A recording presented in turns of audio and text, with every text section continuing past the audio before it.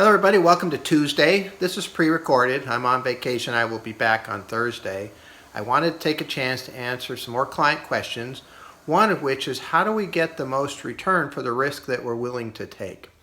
And so what I do is I create these indexed-based portfolios of the total U.S., international, bond, and stock market.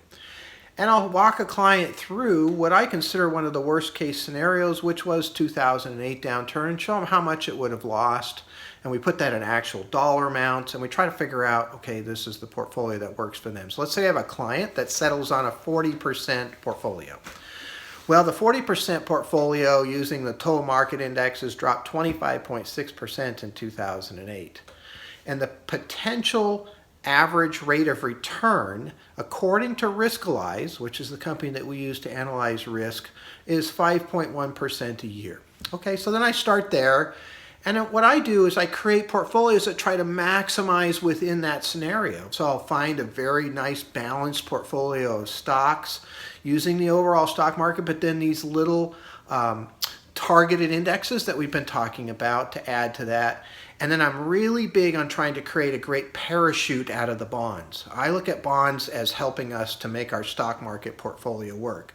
I'll use the total bond market indexes, and then I'll add a lot of treasuries because treasuries tend to go up when the stock market falls.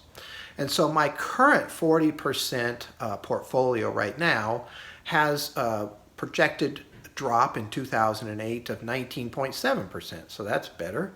And the average rate of return potential from Riskalyze is 9.6%. Well, that's awesome. That's a lot better than 5.1.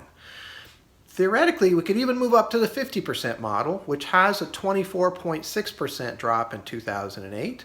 It's about what the 40% world model would do, but the average rate of return was actually 11%.